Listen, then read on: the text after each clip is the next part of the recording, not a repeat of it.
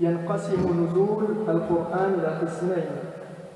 القسم الأول ابتدائي والقسم الثاني سببي. La révélation du Coran, la raison pour laquelle le Coran est révélé se divise en deux parties. Il y a deux possibilités. Soit le Coran et les versets du Coran sont révélés d'emblée sans qu'il n'y ait aucune raison apparente, soit un verset précisément est révélé pour un fait, un événement, une raison précise. Donc on a, de ce point de vue-là, on distingue deux types. Ceux qui provient de la révélation comme étant de départ, ibtida'i, et ceux qui a une cause, donc sababi. La majorité des versets du Coran sont de la première catégorie, c'est-à-dire qu'ils sont révélés, que les versets sont révélés sans qu'il n'y ait de cause première. Et ce qu'on entend par cause, et on va parler ici des circonstances de la révélation, ce qu'on appelle en arabe asbab al-nuzul, asbab al-nuzul. Lorsqu'on parle de asbab, il s'agit de causes et de circonstances bien particulières par rapport à des événements précis et des versets précis.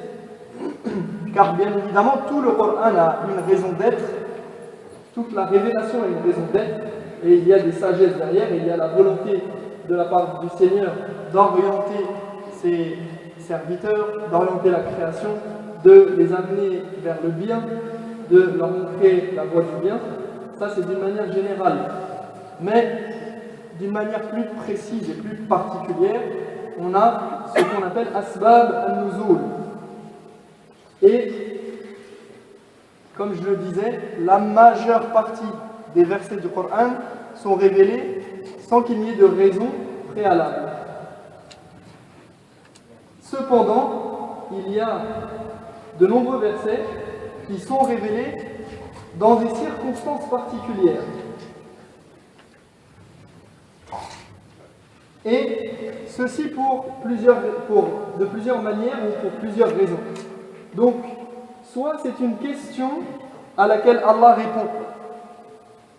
Soit c'est une question à laquelle Allah répond. Les Sahaba venaient interroger le prophète alayhi salatu wassalam. Et par exemple, Allah tabaraka wa ta'ala a révélé Yas'alunaka 'anil ahillah.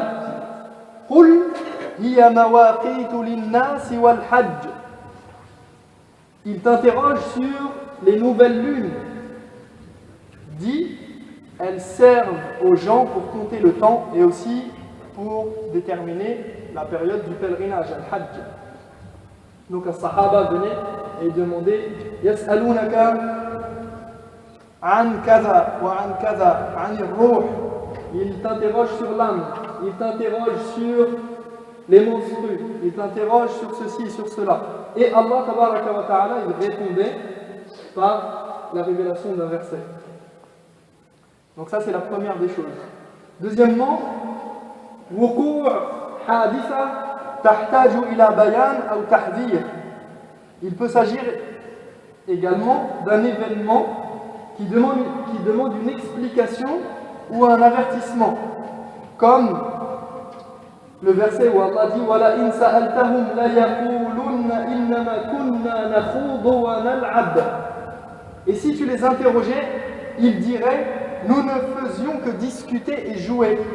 Ce verset, ces deux versets ont été les deux versets qui sont les versets 65 et 66 de Sourate At-Tawbah ont été révélés à propos d'un homme parmi les hypocrites qui a dit dans une assemblée lors de la bataille de Tabouk: nous n'avons jamais vu de récitateur, de lecteur du Coran plus ventru, plus bedonnant, plus menteur et plus lâche au combat que cela.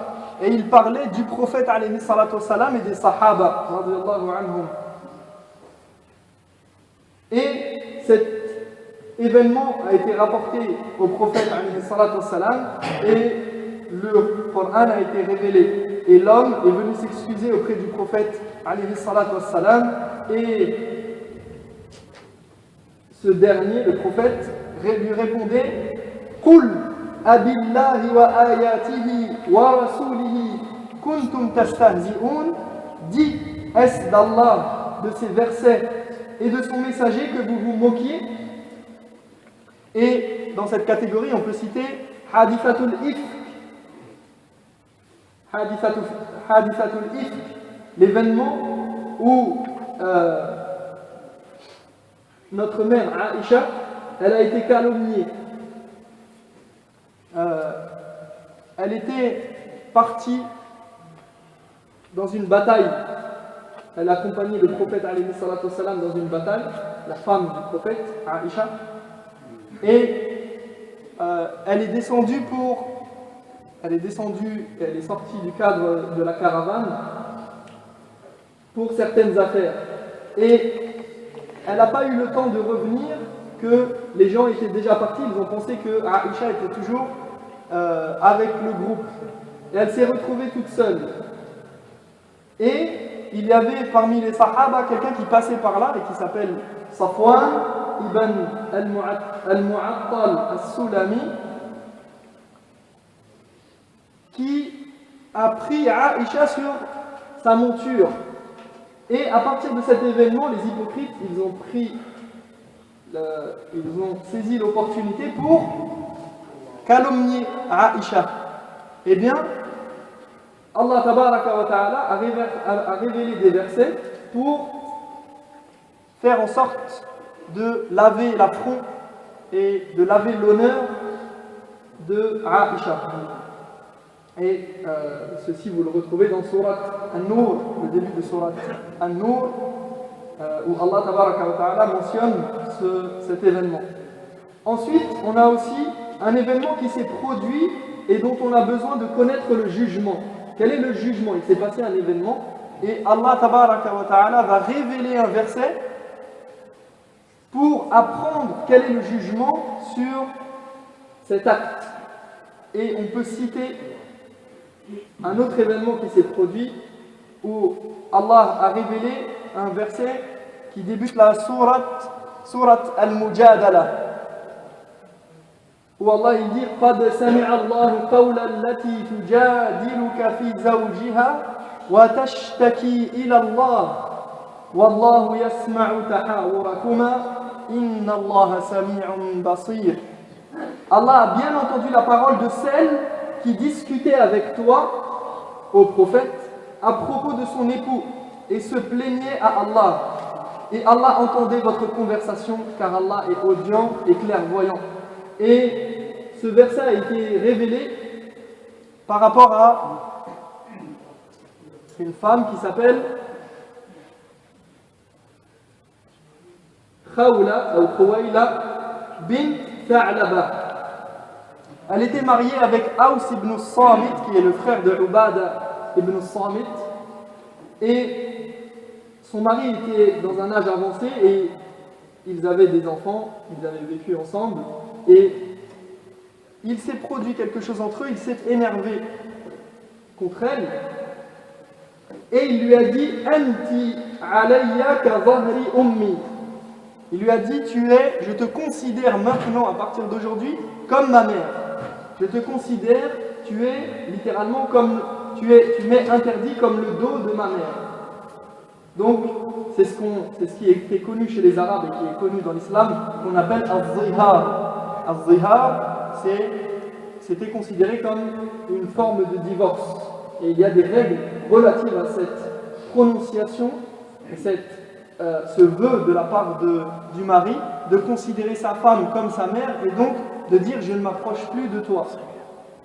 Et il y a des règles relatives à cela, et Allah tabaraka wa ta'ala a révélé justement ces versets de Surat Al-Mujadala par rapport à cet événement précis. Et cette femme, Khuwaila, elle était allée voir le prophète alayhi salatu wassalam pour se plaindre de cet événement. Et le prophète ne connaissait pas directement les règles relatives à cette prononciation de zihar, de ce serment à caractère incestueux. Et Allah tabaraka wa ta'ala a révélé les versets de Surat al-Mujadala. Et cet événement nous montre, parce qu'elle a eu gain de cause, Khuwaylid bint Tha'laba a eu gain de cause et Allah l'a honoré en révélant ces versets. Et cela nous montre qu'il faut toujours invoquer Allah subhanahu wa ta'ala, qu'il ne faut pas désespérer.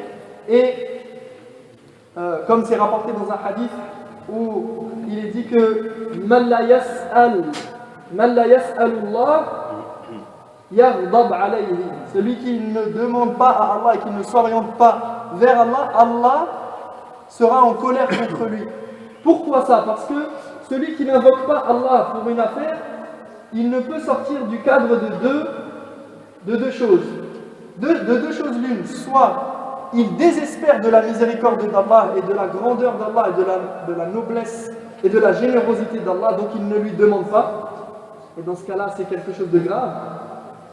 La taqnatu min rahmatillah, la tayasu min rawhillah, ne désespérez pas de la miséricorde d'Allah. Donc soit il est dans ce cas, ou alors il se retrouve dans un cas qui est bien pire, qui est de al-istikbar, wa mustakbir, yastakbiru ala Allah, ka'annahu la yahtaj ila Allah. Il s'enorgueillit, comme s'il n'avait pas besoin de l'aide d'Allah, comme s'il n'avait pas besoin d'Allah pour régler ses problèmes ou son affaire. Donc cet événement nous montre qu'il faut s'orienter vers Allah, qu'il faut invoquer Allah, implorer Allah constamment et toujours s'en remettre à Allah tabaraka wa ta'ala, et également que celui qui s'en remet à Allah trouvera toujours gain de cause. أقول قولي هذا وأستغفر الله لي ولكم فاستغفروه إنه هو الغفور الرحيم سبحانك اللهم وبحمدك أشهد أن لا إله إلا أنت أستغفرك